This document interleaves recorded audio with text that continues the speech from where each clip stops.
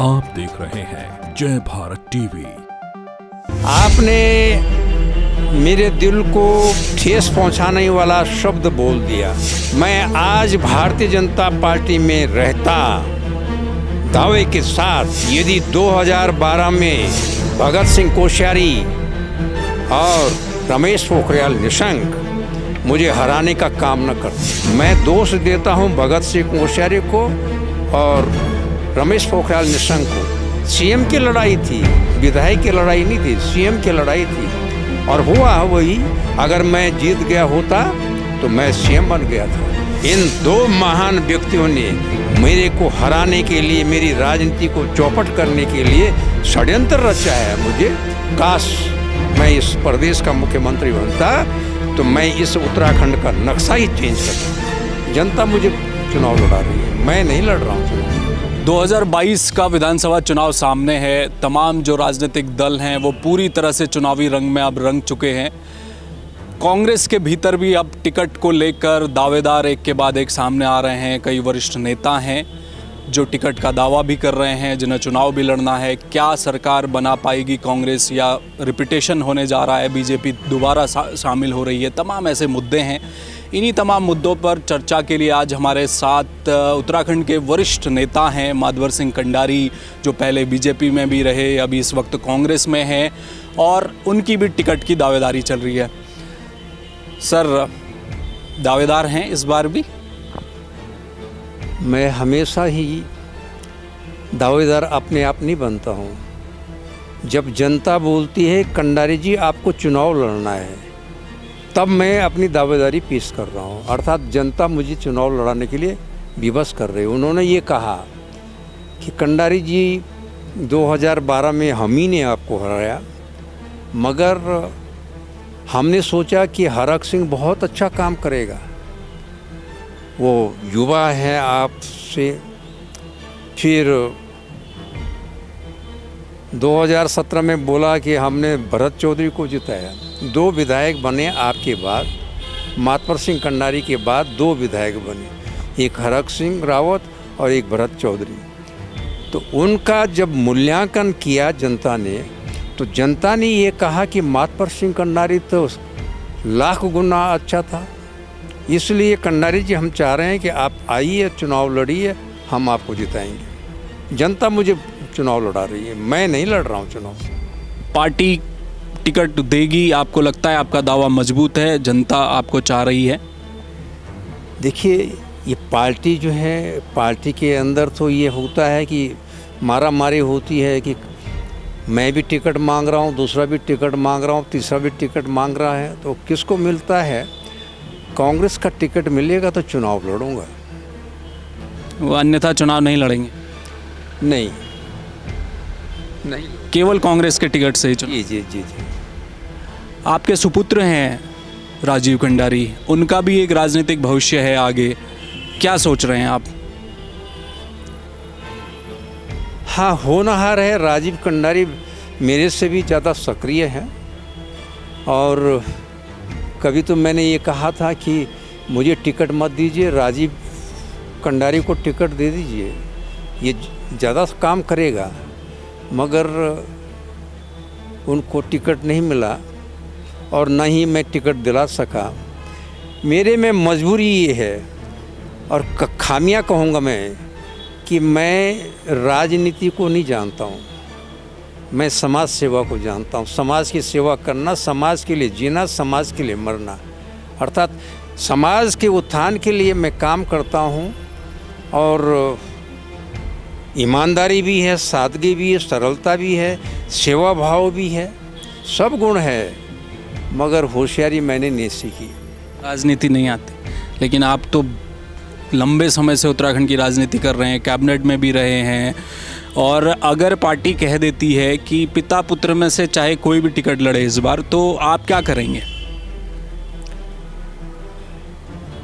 Party का निर्णय स्वीकार होगा। पार्टी क्या चाहती है वो पार्टी का निर्णय स्वीकार करूंगा मैं। आप क्या चाहेंगे? मेरा ये कहना है कि मेरा पुत्र इस वक्त टिकट की दावेदारी नहीं कर रहा है, वो मेरे लिए प्रयास कर रहा है कि मेरे पिताजी जो हैं आखिरी बार चुनाव लड़ रहे हैं, इसलिए वो मुझे साथ दे रहा है। सर एक सवाल मेरा और है, जिस तरह से अब चुनाव नज़दीक है, बहुत सारे राजनीतिक दलों में सुगबुगाहट चल रही है, कई नेता इधर से उधर आ रहे हैं। कांग्रेस में भी ये बीच में चर्चा आई कि हरक सिंह रावत हैं, उमेश शर्मा काऊ हैं, जो नाराज़ चल रहे हैं वो कांग्रेस में आ सकते हैं। आपको क्या लगता है कि ये वक्त है ऐसा कि ये जो दल बदल की राजनीति है, या फिर ये वक्त उनको आना चाहिए? ये राष्ट्रीय नेतृत्व और प्रदेश नेतृत्व अर्थात राष्ट्रीय स्तर पर कांग्रेस और प्रदेश में कांग्रेस पार्टी इस पर निर्णय करेगी कि आप पार्टी के हित में है, किसी के आने से जनाधार बढ़ता है या घटता है, ये विचार विमर्श करेंगे, गुणा भाग करेंगे, और ये निर्णय पार्टी ने लेना है, मेरा स्तर का काम है ही नहीं है। आपने भाजपा को भी देख लिया करीब से, कांग्रेस को भी देख लिया, क्या अंतर लगता है आपको दोनों पार्टी में? आपने मेरे दिल को ठेस पहुंचाने वाला शब्द बोल दिया। मैं आज भारतीय जनता पार्टी में रहता दावे के साथ, यदि 2012 में भगत सिंह कोश्यारी और निशंक जी, रमेश पोखरियाल निशंक, मुझे हराने का काम न करते। उन्होंने अर्जुन गैरवार को, जो ज्येष्ठ प्रमुख मैंने बनाया था जिसको, और उसको मजबूर कर दिया कि तुमको चुनाव लड़ना है। मैं निशंक जी को ले जा रहा हूँ मेले में, और निशंक जी जो हैं वहाँ मेरे लिए षड्यंत्र रच रहे थे। अर्जुन गैरवार को वहाँ का प्रत्याशी बना रहे थे रुद्रप्रयाग का, और उन्होंने अपनी तमन्ना पूरी कर दी। मुझको हराना था उन्होंने, दोनों नेताओं ने। अर्थात मैं दोष देता हूँ भगत सिंह कोश्यारी को और रमेश पोखरियाल निशंक को। इन दो महान व्यक्तियों ने मेरे को हराने के लिए, मेरी राजनीति को चौपट करने के लिए षड्यंत्र रचा है मुझे, इसलिए मैंने भारतीय जनता पार्टी छोड़ी, और से मेरी कोई शिकवा शिकायत नहीं है।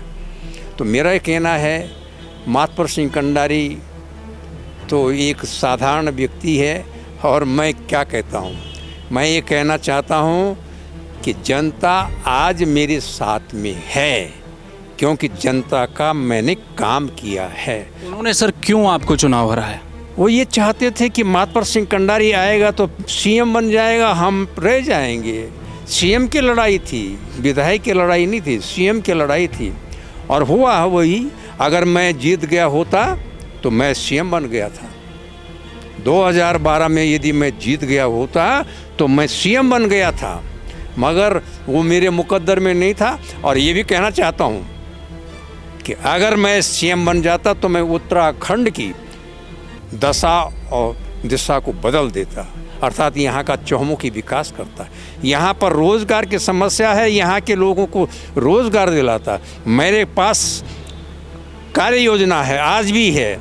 ये नदियाँ हैं, इन नदियों में मछली लोग मारते हैं, अवैध रूप से मारते हैं और पकाते हैं और मछली खिलाते हैं, तो उन पर प्रतिबंध नहीं लगता है। मगर मैंने ये कहा था कि इन नदियों में एक आधा किलोमीटर के जॉब बना करके यहाँ के बेरोज़गार को दे दीजिए, लाखों व्यक्तियों को रोज़गार मिलता है। इतनी नदियाँ हैं हमारे पास, मछली पालन। और मैं ये कहना चाहता हूँ कि दक्षिण भारत की मछलियों को जब हम खाते हैं गंध आती है, तो यहाँ की मछलियाँ जो स्वादिष्ट मछलियाँ होती हैं ये सारे विश्व में जाती हैं। तो मेरा ये कहना है, जड़ी बूटी का उत्पादन हम कराने का मेरा संकल्प है। यहाँ पर चाय की खेती कराने का मेरा संकल्प है, यहाँ पर कपास की खेती कराने का मेरा संकल्प है। मैं चाहता हूँ कि यहाँ की अर्थव्यवस्था में परिवर्तन लाया जाए, यहाँ पर स्वरोजगार दिया जाए। और मैं ये चाहता हूँ कि हमारी बहनें और हमारे भाई जो हैं पीठ में बोझ न ढोएं, आसान सरल काम करें। तो इस प्रकार की अर्थव्यवस्था, क्योंकि मैं अर्थशास्त्री हूँ और मैं चाहता हूँ कि ये अर्थशास्त्र का सदुपयोग मैं नहीं कर पाया। काश मैं इस प्रदेश का मुख्यमंत्री बनता तो मैं इस उत्तराखंड का नक्शा ही चेंज कर देता। जिन दो नाम लिया आपने नेताओं का, भगत सिंह कोश्यारी का जो महाराष्ट्र के राज्यपाल इस वक्त हैं, निशंक जो पूर्व कैबिनेट मंत्री रहे हैं, सरकार से आप बाहर आ गए, मुख्यमंत्री तो वो भी नहीं बन पाए। नहीं, 4 महीने का मुख्यमंत्री तो भगत सिंह कोश्यारी बन गया था। और निशंक जी भी रहे हैं, 2 साल 2.5 साल तक रहे हैं। उनकी अभिलाषा थी और कि हम रहें, मातपर सिंह कंडारी को डाउन करना है, नीचा दिखाना है, मगर वास्तव में वे सफल हो गया और मैं हार गया। अब आपको क्या लग रहा है सर, कांग्रेस इस वक्त क्या मजबूत स्थिति में है? यहाँ कोई धड़ेबाजी, खेमेबाजी, जिस तरह से चर्चाएं चलती हैं, अभी तक मुख्यमंत्री का कोई चेहरा नहीं है, हरीश रावत होंगे नहीं होंगे, तमाम तरह की चीज़ें चल रही हैं, इससे क्या कांग्रेस जीतती हुई दिखाई दे रही है आपको? देखिए, हाईकमान ने तो चुनाव अभियान समिति का अध्यक्ष हरीश रावत जी को बनाया है। इससे स्पष्ट जाहिर होता है कि वही व्यक्ति जो है हमारा मुख्यमंत्री बनेगा और सुनिश्चित हरीश रावत जी हमारे मुख्यमंत्री होंगे। मैं दावे के साथ कह रहा हूँ। उत्तराखंड की जनता, मैंने देखा, एक तो नारायण दत्त तिवारी को पीछे मैंने देखा कि नारायण दत्त तिवारी के साथ यहाँ की जनता थी, और आज मैं देखना चाहता हूँ, मैं कहता हूँ और समझता हूँ कि हरीश रावत के पीछे जनता का आशीर्वाद है। वही उत्तराखंड की जनता हरीश रावत को पुनः मुख्यमंत्री बनाना चाहती हैं। अब क्यों बनाना चाहते हैं? वे कनाली की बात करते हैं, भांग की बात करते हैं, मंडवा झंगोरा की बात करते हैं, चाल खाल की बात करते हैं। अर्थात उत्तराखंड की अर्थव्यवस्था कैसी हो, अर्थात उत्तराखंड की अर्थव्यवस्था ऐसी होनी चाहिए कि यहाँ का व्यक्ति पलायन न करें। पलायन से हमारे मकान क्षतिग्रस्त हो गए हैं, उजाड़ हो गए, गांव के गांव खाली हो गए हैं। अगर रोज़गार मिल गया होता तो पलायन रुक जाता। बेरोज़गारी इतनी है कि लोग सोचते हैं कि कहाँ पर हमको छोटी तनख्वाह में रोज़गार मिल पाएगा। तो रोज़गार और पलायन को रोकने के लिए मान्यवर हरीश रावत जी बहुत उपयोगी मुख्यमंत्री होंगे और सुनिश्चित हरीश रावत जी हमारे मुख्यमंत्री बनेंगे और उत्तराखंड का चौमुखी विकास होगा। कांग्रेस के भीतर कुछ लोगों को दिक्कत है हरीश रावत के मुख्यमंत्री बनने से, वो कहते हैं कि कोई चेहरा नहीं है इस वक्त हमारा। ऐसा है, चेहरा तो है, जिस व्यक्ति की सोच है, जिस व्यक्ति के अंदर ईमानदारी है, जिस व्यक्ति के अंदर सादगी है, जिस व्यक्ति के अंदर सहनशीलता है। मैं स्वीकार करता हूँ कि राजनीति जो है ऐश और आराम का जीवन नहीं है। ये राजनीति का जीवन संघर्षपूर्ण होता है और संघर्ष करना ही हमारा कर्म बनता है, हमारा धर्म बनता है। हरीश रावत जी संघर्ष कर रहे हैं। कांग्रेस में कोई मतभेद नहीं है, छोटे छोटे मतभेद होते रहते हैं, वो छोटे मतभेद जो हैं दूर हो जाते हैं। परिवार में हम पति पत्नी के रूप में रहते हैं, हमारे अंदर दिन में न जाने कितने बार झगड़ा हो जाता है और फिर हम सुलह कर लेते हैं। तो उसी प्रकार से कांग्रेस एक परिवार है, मतभेद हो सकते हैं, मनभेद नहीं है किसी के अंदर, ये मैं दावे के साथ कहता हूँ। चलिए, हमसे बातचीत के लिए आपका शुक्रिया और आपको शुभकामनाएं कि पार्टी टिकट दे तो आप रुद्रप्रयाग से इस बार फिर चुनाव लड़ें। जी, पार्टी टिकट देगी तो सुनिश्चित 100% मेरी भारी बहुमत से जीत होगी। जनता मेरे पीछे जो है खड़ी है। वो कहने लगे कंडारी जी आप टिकट लाओ और हम आपको भारी बहुमत से जिताएंगे। ये जो 2012 में जो गलती हो गई है उसमें हम भूल सुधार करेंगे और उस समय का वोट भी और इस समय का वोट मिला करके जो है दुगना तिगुना चौगुना वोट दे करके आपको भारी बहुमत से जिताएंगे। जनता बोल रही, मैं नहीं बोल रहा हूँ। चलिए ठीक है, तो ये थे मातवर सिंह कंडारी जो रुद्रप्रयाग से दावा कर रहे हैं पार्टी अगर टिकट देगी तो लड़ेंगे, और वो उसके पीछे का तर्क ऐसा देते हैं कि कहते हैं कि जनता उनके पीछे है, वो चाहती है कि कंडारी दोबारा वहाँ उसका प्रतिनिधित्व करें। और कुछ कई बड़ी बातें भी आज उन्होंने खुलकर कही हैं, जिस तरह से पूर्व मुख्यमंत्री रमेश पोखरियाल निशंक और पूर्व मुख्यमंत्री और वर्तमान में महाराष्ट्र के राज्यपाल भगत सिंह कोश्यारी पर उन्होंने गंभीर आरोप लगाए। उन्होंने कहा कि एक वक्त था जब वो मुख्यमंत्री बन सकते थे प्रदेश के, वो मौका था, समय था, लेकिन उन्हें साजिशन इन दो नेताओं के कारण चुनाव हारना पड़ा, जिसकी वजह से वो कभी मुख्यमंत्री नहीं बन पाए, और अगर बन पाए होते तो शायद उत्तराखंड की दशा और दिशा कुछ और होती। ये दावा था मातवर सिंह कंडारी का। कैमरा प्रदीप के साथ हेमबट, जय भारत टीवी।